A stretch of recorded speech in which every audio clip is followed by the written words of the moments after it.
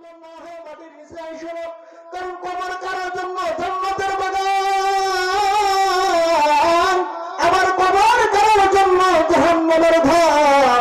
এই কারণে মুসলমান হতে হবে আল-আন।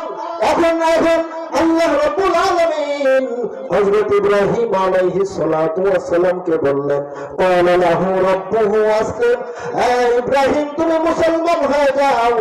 ইব্রাহিম আলাইহিস সালাতু ওয়াস সালাম বললেন, আসলামতু লিরাব্বিল আলামিন, আমি মুসলমান। যুবক কিছুদিন পরে বাড়িতে ফিরে আসছে। আসার পরে যুবকের সঙ্গে যুবতীর বিবাহ হয়ে গেছে। বাসর ঘরের ভিতরে যখন যুবক ঢুকছে, বাসর ঘরের ভিতরে যুবক ঢুকে দেখে স্ত্রীর পেটের ভিতরে বিশাল বড় একটা কাটা। এবার স্বামী জিজ্ঞাসা করে, এই প্রাণের স্ত্রী, তোমার পেটের ভিতরে দেখি বড় একটা কাটা, তোমার কি বড় ধরনের কোন অ্যাক্সিডেন্ট হয়েছিল নাকি?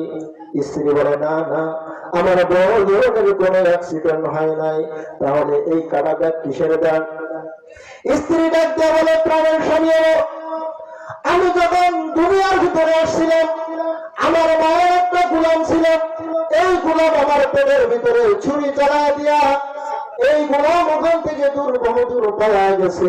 গোলাম মনে করেছিল আমি ইন্তেকাল করেছি, কিন্তু না না, মৌত দেওয়ার মালিককে বলে বলেন, মৌত দেওয়ার মালিককে, মানুষের হায়াত দেওয়ার মালিককে। আল্লাহ রাব্বুল আলামিন আমার মৃত্যু দেন নাই, আল্লাহ রাব্বুল আলামিন আমাকে জীবিত রাখছেন। গোলাম মনে করছে আমি মারা গেছি, গোলাম আমাকে ফেলে রেখে বহু দূর পালায় গেছে।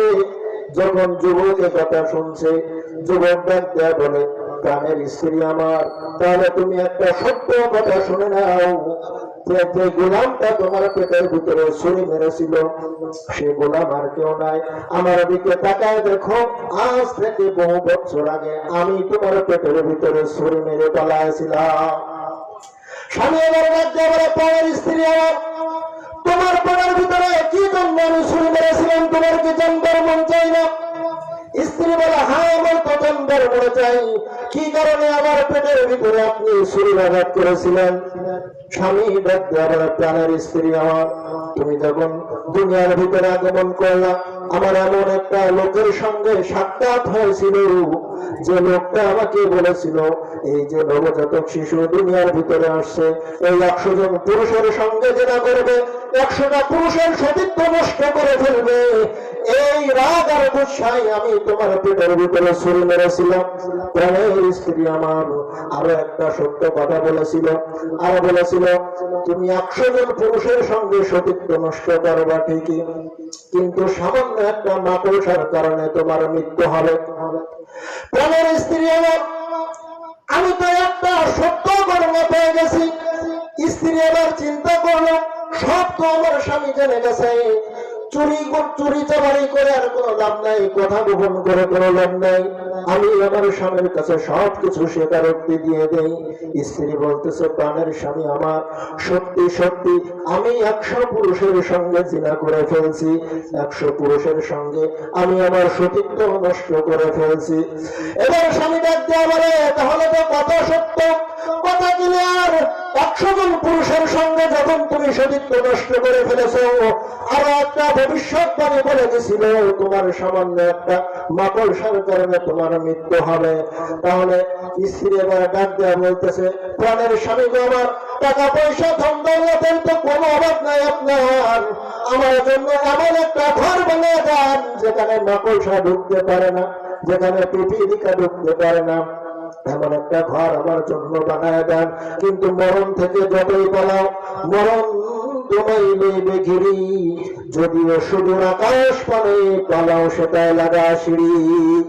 ইযা জা আজালুহুম লা ইস্তাখিরুনা সাআতান ওয়া লা ইস্তাকদিমুন, যখন মানুষের মৃত্যুর সময় হয়ে যাবে, মৃত্যু কারোর কাছে 1 সেকেন্ড আগে আসবে না, 1 সেকেন্ড পরেও আসবে না।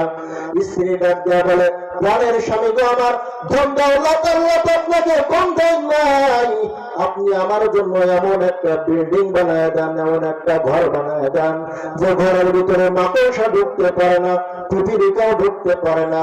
স্বামী এবার স্ত্রীর কথা মতো তার বাড়ির ছাদের উপরে গিলাস দিয়ে একটা বাড়ি নির্মাণ করছে, যে বাড়ির ভিতরে পিপিলিকাও ঢুকতে পারবে না, মাকড়সাও ঢুকতে পারবে না, এমন একটা বাড়ি বানিয়ে দিছে গিলাস দিয়ে। কিন্তু স্বামী ঘুমে আছে, হঠাৎ করে ঘুম ভেঙে গেছে, দেখে কাছের ভিতরে একটা মাকড়সা দেখা যায়।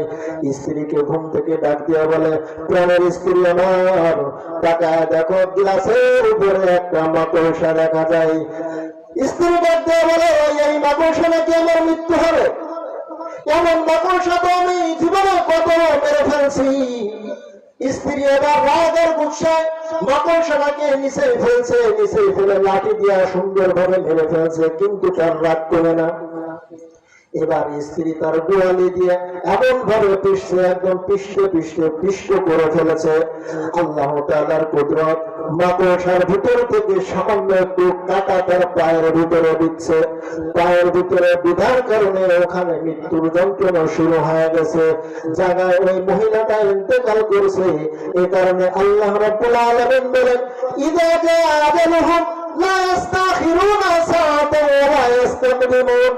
মৃত্যুর সময় যার যখন অবধারিত নির্ধারিত আছে, এক সেকেন্ড আগেও বান্দার মৃত্যু হবে না, এক সেকেন্ড পরেও বান্দার মৃত্যু হবে না। এই কারণে আল্লাহ রাব্বুল আলামিন আয়াতে কারিমায় ডাকতে দেয়, ইয়া আইয়ুহাল্লাযীনা আমানু তাকুল্লাহা হাক্কা তুকাতিহি ওয়া লা তামুতুন্না ইল্লা ওয়া আনতুম মুসলিমুন। আল্লাহ রাব্বুল আলামিন ডাক দেয়া কয়, হে ঈমানদারেরা, তোমরা আমি আল্লাহকে ভয় করো, হাক্কা তুকাতিহি, ভয় করার মতো ভয় করো।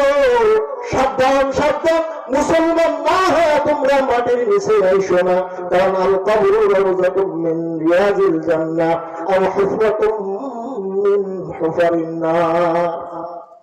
মুসলমান না হয়ে মাটির নিচে আইসো না, কারণ কবর কারার জন্য জান্নাতের বাগান, আবার কবর কারার জন্য জাহান্নামের ধাপ।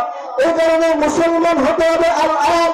এখন আল্লাহ রাব্বুল আলামিন হযরত ইব্রাহিম আলাইহিস সালাতু ওয়াস সালামকে বললেন, ক্বালা লাহু রাব্বুহু আসলিম, হে ইব্রাহিম তুমি মুসলমান হয়ে যাও। ইব্রাহিম আলাইহিস সালাতু ওয়াস সালাম বললেন, আসলামতু লিরাব্বিল আলামিন, আমি মুসলমান হয়ে গেছি। তার মানে মুসলমান হওয়ার কথা যখন উঠবে, সঙ্গে সঙ্গে মুসলমানিত্ব গ্রহণ করা লাগবে।